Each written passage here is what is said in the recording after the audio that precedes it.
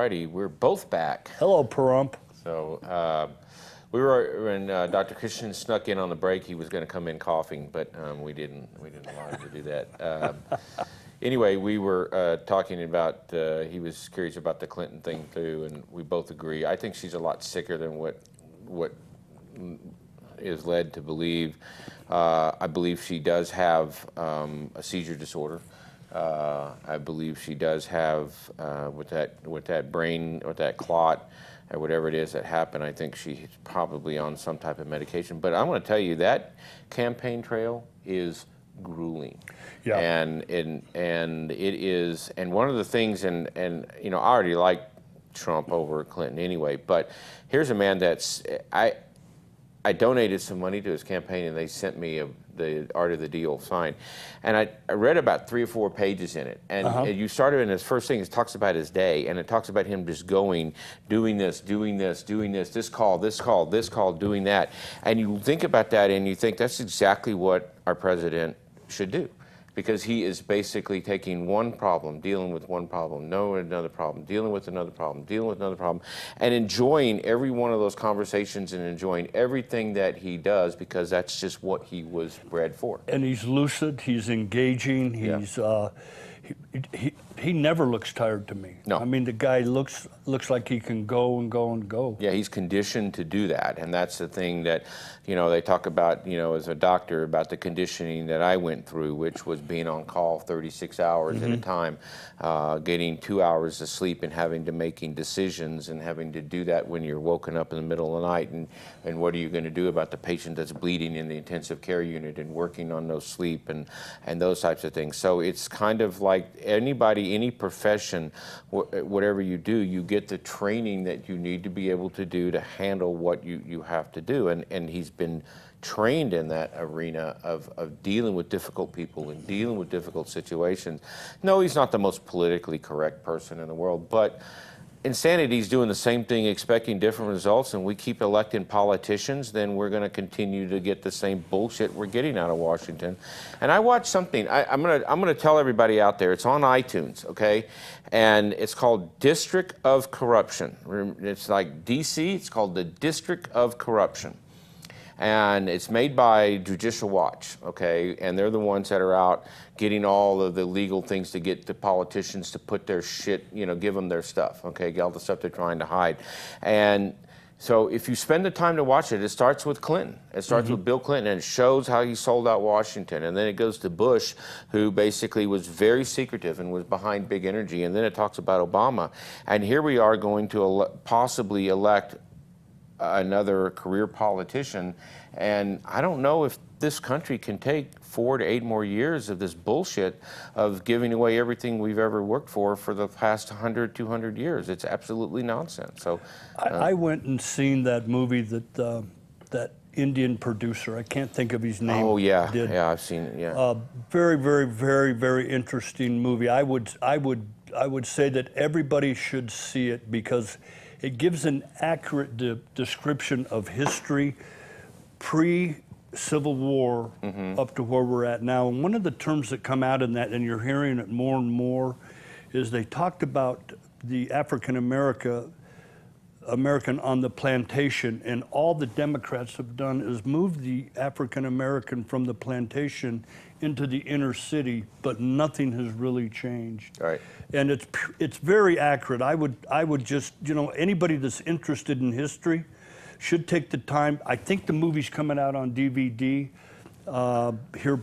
It will come out before the election, but everybody should watch that and study and do their own in-depth research, you know, to find out exactly where this Democratic Party come from and how the mechanics and how it works.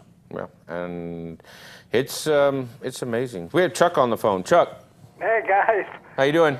Good. Can you quit talking about Clinton? I'm getting real stomach problems. Okay. I'll have to make an appointment. Actually, I get stomach problems over politics in general. True, true. Hey, can you give me an update on your acupuncture and sleep labs? Actively working on putting the sleep lab together. We're meeting with people, and the the acupuncture portion of what we're trying to do, getting it licensed through the state, and that is kind of difficult, but we're working on it, trying to get somebody to do that. We should have some answers for you on the sleep lab by the end of the month, Chuck. Okay, great. And last thing, my granddaughter has started UNLV. She's wants to be a shrink of all things, probably because of me. But anyway, Ray had brought up that hormone oxytocin about 6 months ago.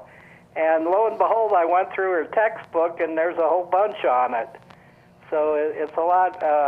By the way, I ordered the textbook, so I'll be seeing what kind of crap they're feeding her. Mm-hmm. Very good. Anyway, it's a more interesting thing. I'm going to do a research program on that, oxytocin. So anyway, that's it. I'll listen to the rest of the show. Great show. Thanks. Yeah, thank you. Yeah, oxytocin does a lot with, it's a female, I got to research it too because I haven't, but it's I think related to oxytocin is directly related to childbirth. Yeah, uterine contraction. Uterine contraction and development of the breast milk. Yeah. And stuff. Well, that's prolactin. I mean, females, when they, prolactin, there's a direct connection between the nipple stimulation and the brain. There's actually a direct nerve. So you can force a female into lactation just by putting a Gumco suction device on their breast and simulating nursing, okay? And one of the things that happens if a woman comes in lactating, either a non-pregnant female, I mean, the obvious question is, you know, do you engage in nipple stimulation through sexual activity, or are you doing anything like that? And if you do, then that can cause a woman to lactate. And back in the days, there were professional women that did lactating. So if you had a baby, they would give that baby to nursemaids who would actually do that, so they can continue to produce milk. And from a female standpoint, it's the only time you actually move fat out of the body. Prolactin stimulates turnover in the fat, so because the breast milk has a lot of fat in it. So otherwise, estrogen causes female fat to be lazy fat. And it's very difficult for a female, and part of that putting on that weight prior to pregnancy is for lactation. So that's one of the things that happens in that. So I have to look for prolactinomas in females who don't have nipple stimulation who develop that, because you can develop breast milk out of that, and that's a tumor in the pituitary, and that's why you order an MRI. So we have Denise on the phone. Denise, good evening.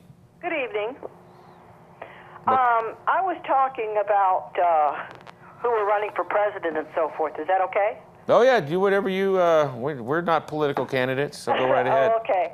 Well, I'm a Native American Indian. I'm a Six Nations of the Iroquois, and it's a funny thing how a lot of this stuff goes on. Nobody ever asks us Indians what we think, even though the governance of this country was based upon the Six Nations and how we operated in Canada and New York. And the thing is, I think that no matter who runs for president, I think everybody needs to stand together, and I think the majority should overrule everything. If we could just get back to basics like that and give the people what they want, I think we'd have a satisfied nation. Everybody would work together as one.